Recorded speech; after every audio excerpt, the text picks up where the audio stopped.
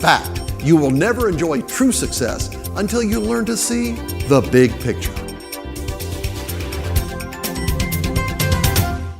Hey, I'm Steve Diggs. This is The Big Picture. Welcome aboard. Today I want to talk to you a little bit on the homepage about how to pay for college. And I also want to share with you one of the great lies about paying for college. Hey, listen, here's the deal.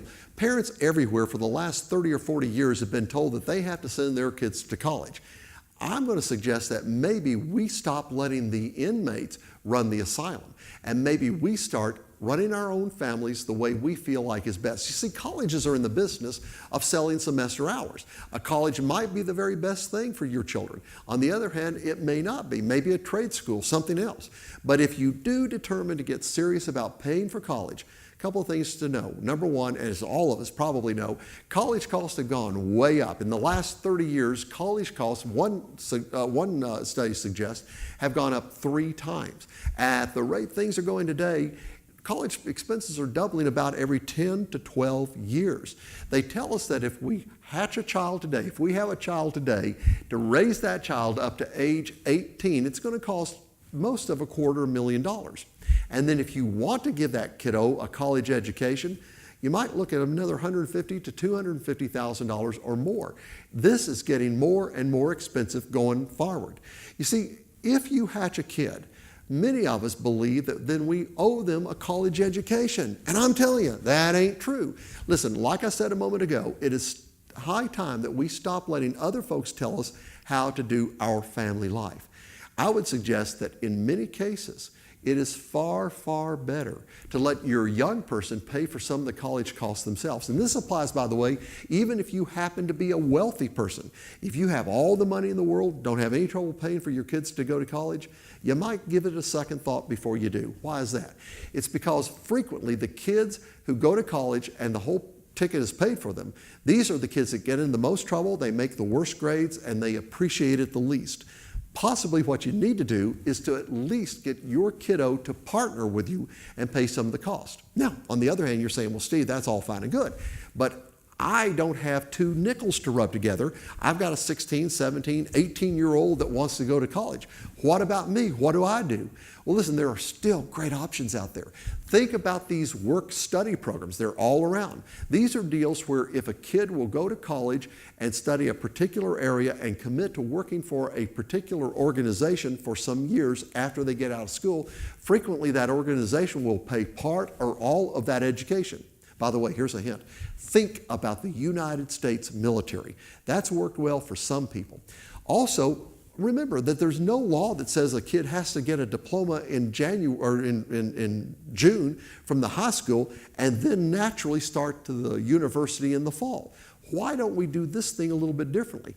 Instead of getting the diploma and then just starting to the university in the fall, why don't we get the diploma in the spring and then get a real job? Think in terms maybe of working for a couple of years and making some serious money, and at the same time possibly going to a community college. Knock out some of those gen eds. Now there's some wrinkles in this, but it can be made to work. And then in a couple of years we have enough money saved from the job to go to a university, pay as we go, and come out from there a couple of years later with a diploma in this hand and no school debt in this hand. That's a pretty good plan for a lot of folks.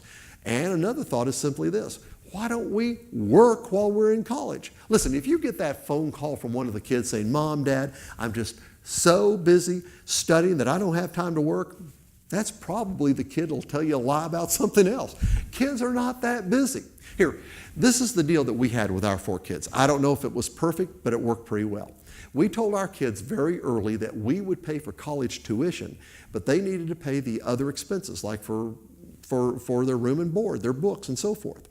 Well, sure enough, all 4 of our kids saved up a lot of money. They worked before they went to college, and they went to college with a really nice war chest.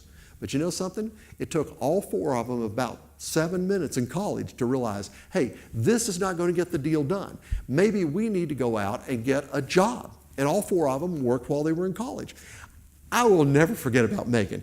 Megan called me one day from the college a couple of semesters in, and she said, Daddy, guess what? I said, what, baby? She said, I get to live on campus again next semester. I said, how come? She said, well, Daddy, I've got a really cool job. I said, well, tell me about this job of yours. She said, Daddy, they're going to give me my room and my board. All I have to do is clean the dorm and wash the toilets. And I'm thinking to myself, I can't have my kid washing toilets. I know the people that run that school.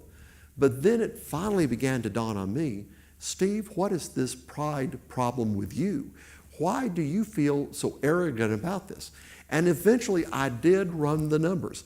Megan's cool friends, and again, this was 15, 18 years ago, Megan's cool friends, they were the ones that were answering the phones and, filing the files and so forth. They were paying these kids a check, on average around $5 an hour. I ran the numbers on Megan. She was making the equivalent of approximately $15 an hour. I was so proud of that kid that semester, I hugged her all the time.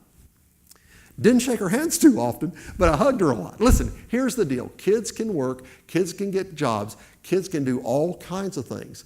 But the point is, we can make this thing work if we want to. And listen, one little final footnote before we get away here. If you haven't already looked into the 529 college saving programs, go online and learn something about them. They're not all created equal, but it is, many people believe, a very, very good way to save for college and get some tax benefits. Hey, I'm Steve Diggs. This has been The Big Picture. Catch you next time.